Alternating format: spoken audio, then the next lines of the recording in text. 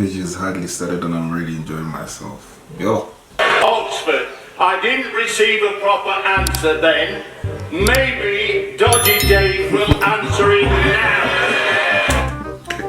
Oh my god. Order. I invite the honourable gentleman to withdraw that adjective that he used a moment ago. Which adjective? He gave him asking his question without using that word. Which word? It's up to him. If he doesn't wish to withdraw it, I can't reasonably ask the Prime Minister to answer the question. All he has to do is withdraw that word and think of another. Which word?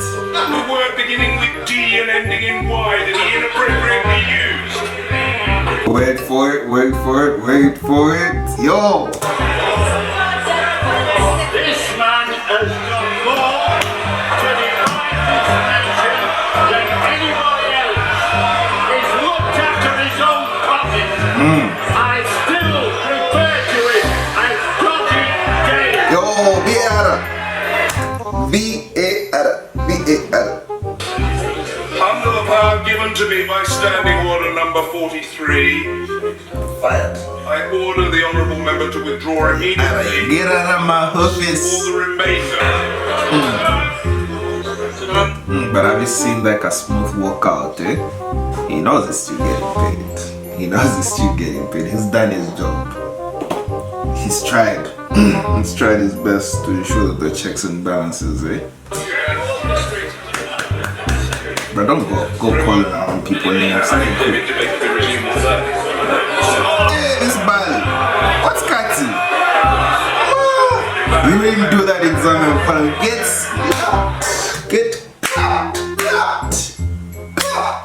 you can't. Analysis of the proposals that the government had put forward.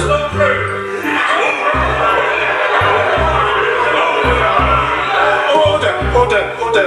There's plenty of scope for disagreement about what is true and what isn't true, but in fairness, I repeat the point.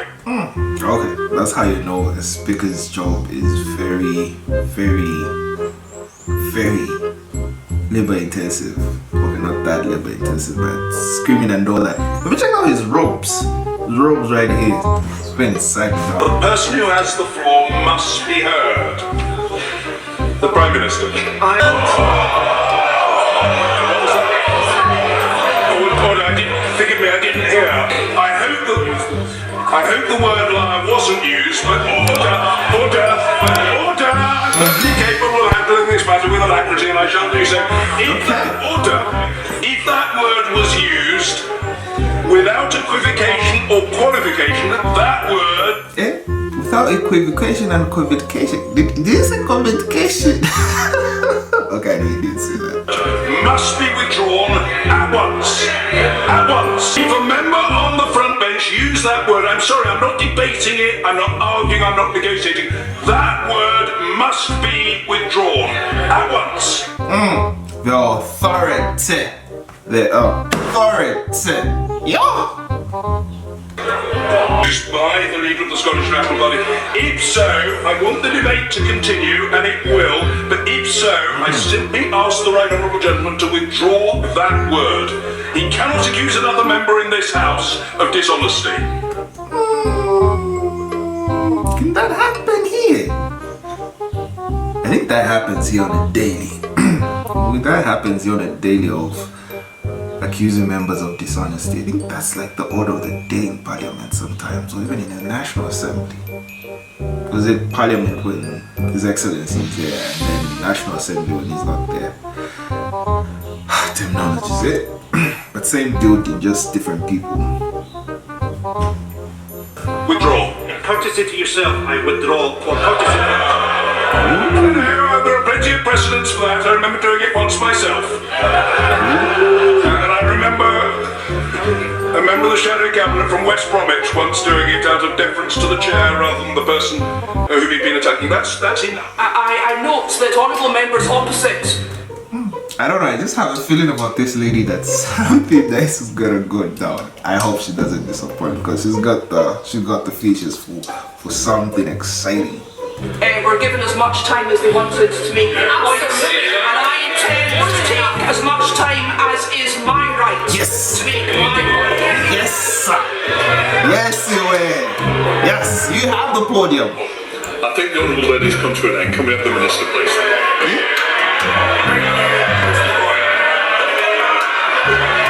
Mr. Salmon, you should know better. Order. 1 second. Point of order, Mr. Salmon. It's quite clear that the Honourable Lady had not resumed her seat, sir. Being in a chair accords you many privileges, but you cannot reinterpret the wishes of an honourable member who is on her feet.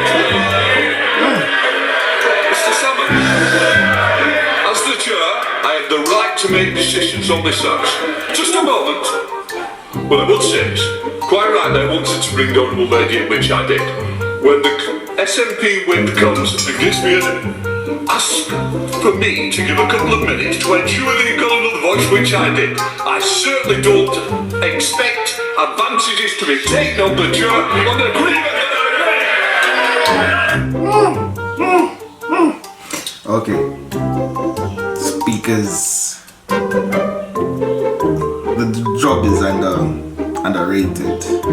I mean, controlling a crowd, like cheering over such a large mass of people, MPs, back benches, front benches, everybody wanted to say something. Probably some won't even have anything valuable to bring to the discussion or the debate at that hand. But ish, man. I feel if I was a speaker, I would need Panadol. I would need Panadol, Ibuka, water, like a tall glass of water. I mean, sleep. Whew. After every proceeding, after each session, they have to be commercial breaks because I can't be big.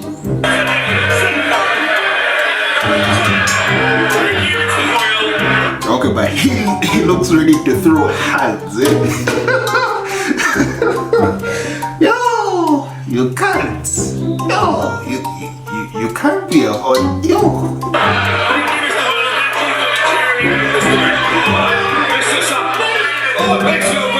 Calm down. It's a very serious matter. It's so serious that I want to hear what the minister's got to say. In response to where we are, I think it's very serious. I want to hear it. Can you just clarify something for me?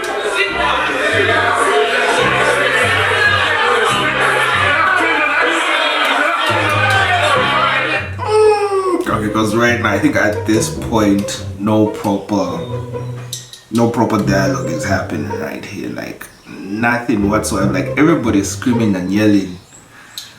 Whew. I'm stressed just from watching this. I feel for the speaker, you know.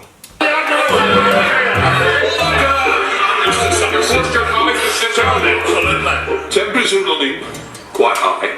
We need to just calm it down. In fairness, I've been very generous in coming into the chair. Mr. Wishart, we don't need any extra help just for the moment. Can I just say, I want to hear, and you would expect to hear, what the minister's got to say in response to the opening speeches, which I believe you would have wanted answers to. Now, the fact is, I believe this House also wants to hear what the minister's got to say. The last thing I wanted to do was take up the time on points of order, because in the end, we will not hear what the minister's got to say. Now, couldn't have said it any better myself. I understand you may have used some unparliamentary language to me.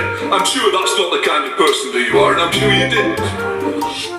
It's very understanding. Nice. Somebody calls me even at You got it to my big head. I'm throwing hands like It's your head like a pumpkin.